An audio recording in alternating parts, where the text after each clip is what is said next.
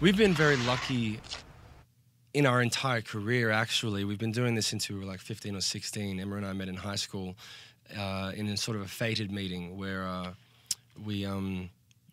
I walked into the music room. I'd booked it, sat down on the drums, and she walked in right behind me. And she said, "Oh, I've booked the music room." And I said, "No, I booked the music room." It turned out the teacher had screwed up, but neither of us would leave. So she said, "Do you know Silverchair, this Australian band Silverchair?" I said, "Yeah." And so we started, I counted it in, click, click, click, click, start the song. And we started from the beginning to the end. We didn't skip a beat, we didn't miss, we didn't stop until we'd finished the song. And then we did that with another song and another song and another song. And by the end of the week, we'd started Sick Puppies. And there's been a lot of fated sort of things that have kept this band going when you might consider stopping, or you might consider taking a different road, or doing another record instead of plowing through and really, you know, doing like what you said, really just persevering with something. And right now we've been on tour for, you know, the best part of a year and a half, I think, since the album was released, and we've had 2 singles that did really well in the rock format. And we tour all the time. Like when you go on sickpuppies.com and the MySpace, it's just tour dates all the way to the bottom of the page. But luckily, for about a month before we started this, while we were doing the video clip for Maybe, the new video, and the prep, we sort of had a little bit of time off in between, which we're not used to. Having like 4 or 5 days off in between is very rare. So that actually was enough just to sort of catch up on some sleep, recharge the batteries, eat some good food again, catch up with friends, and then mentally and physically prepare yourself for sort of a reintroduction and a rebirth in a way to a lot of people that may think that Maybe is the first song by the band, when really, like you said, we have had a couple of singles out and another record before it. So it's not too much of a shift, but it definitely it was something that we were prepared for. We really did want to, you know, do the best job that we can, but that's kind of something we've always tried to do. I think when we were making the record, we specifically sat down and decided what sort of a record we wanted to do, and the real basic sentence was we just wanted to stretch the limitations of what we'd done. The heavier parts wanted to be heavier, the softer parts we wanted to be heavier. Heavier parts we wanted to be heavier, the softer parts softer. The lyrics, if they were going to be about us, wanted to really get to the point and really make them, you know, didn't want to cut any corners or take any half measures. And we went on to our dedicated fan site, which is sickpuppiesworldcrew.net, and we talked to them every week and find out what they were going through, what they were dealing with, whatever issues were going on in their life, to find a common ground between us and the people that listen to our music. And we wrote our songs on that common ground. And Maybe came directly out of that, and a lot of the songs for the record, really, we just wanted to write songs for our audience, and a record for our audience that we believed in, that was on that common ground, because they'd been so good to us on the first record, and we just wanted to build on that. And I think we thought that it would hopefully be a natural progression, but we've always kind of wanted to do that thing where you release, you know, there's sort of a formula to releasing, you know, 2 rock singles and then releasing a ballad, and it's just a way that all of our favorite bands had done it, and then it would be this beautiful arc to an album. And we just kind of wanted to follow that tradition, so we did write, you know, the songs in that way, like hopefully this will be the first single. If that goes well, maybe we'll get a second. If we're lucky, maybe we'll get a third, and now we are lucky enough to have Maybe as a 3rd single. So it wasn't like this whole premeditative thing about the end game. It was more about the journey of what we wanted to achieve on the way. When we start writing the songs, we've sort of got our own little way of... Every band has their own way of writing a song, and our way is usually we'll come up with ideas separately, bring them in, and sit down on an acoustic and a bass and just figure out the chords and the melody, which is really the song. And there is, I don't know who said it, but it's a pretty common thing in songwriting. If you know, a good song can be broken down to just an acoustic guitar or whatever it was written on, and the melody, and it should still translate and sound good.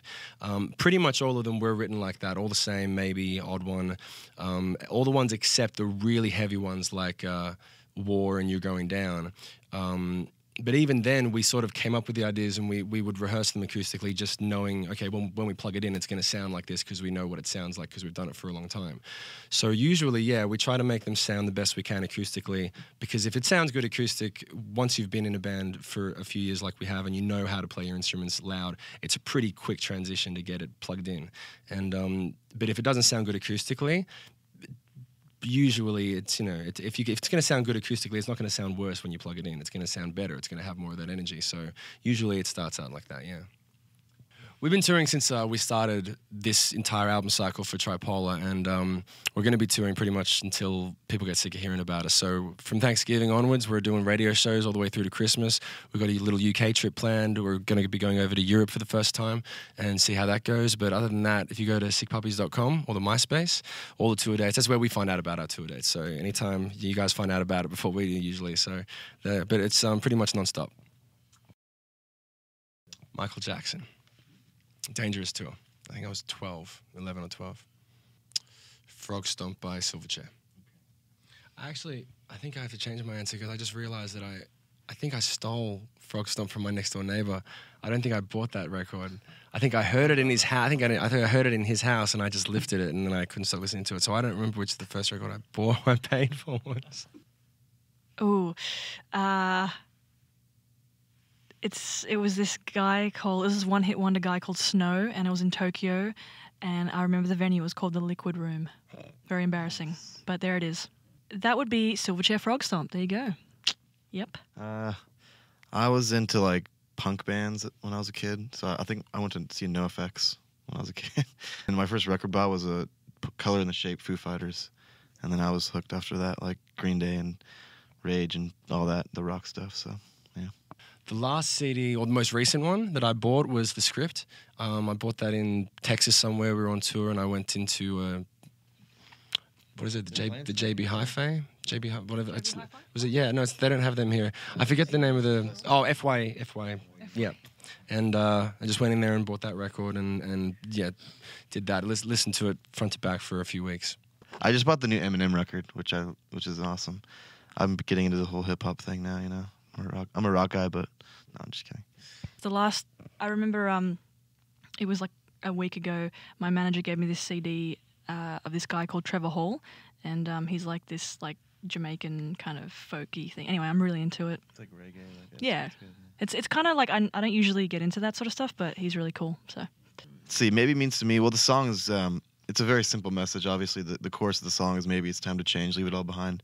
I think, like what Emma said before, we essentially did that in our own lives, before we have been on this amazing journey. We pretty much, left everything behind and changed, did a 180 and went for our dreams, literally, and now we're living our dream, basically. And it's just a kind of like that kind of a message for us and me personally. So, well, maybe means change and having the guts to change, and I've always had like a problem with change in my own personal life. Like I resist it, so that song means having the guts to actually go ahead and do it. The song maybe for me is really just about having a dream. When you first have a dream when you're a kid, it starts from somewhere pure, and over time it can get pushed to the side, squashed, life gets in the way, and it's about remembering what you truly want to do and having the courage, and most importantly having the consistency to continue doing it, because it is a daily process. It's not something where you just drop everything and leave. It's actually having the strength day to day to do it consistently and work towards it, because a dream doesn't just appear miraculously like we've been saying. It's maybe might be the first song that you hear from the band, but once you get into it, you'll see there's a long road that we've walked to get here, and that's what it takes to create a positive change, and I'm glad that we've been able to do it, and that's what it means to me. I think for me, or I don't know, I guess for me personally, yeah, just growing as a person, growing as a musician, especially, and growing as a person and being a good person. That's it. What I'm going to change in 2011, interesting question. New Year's resolutions never really work for me, so... Why? Because it's just too trivial. I don't know. Like, anyway, what I was saying before about change is that I think I'll work towards trying to be a little bit more fluid about change and accepting that, yeah, having the courage to change and working towards that. It won't happen overnight, but it will happen. I'd say the thing that I'm going to focus on changing is when we first started touring, touring takes up a lot of your time, it's a lifestyle choice, and it takes up a lot of energy and a lot of time, and I made the mistake of losing contact with my family and friends back at home, and as a result of that, had a negative effect on me personally, and also I found that when I would come home, I'd missed out on a lot of things. So I'm probably going to be focusing a lot more on creating a balance in my life with the work that we do and trying to bring those two lives together, the family and friends and the work that you do.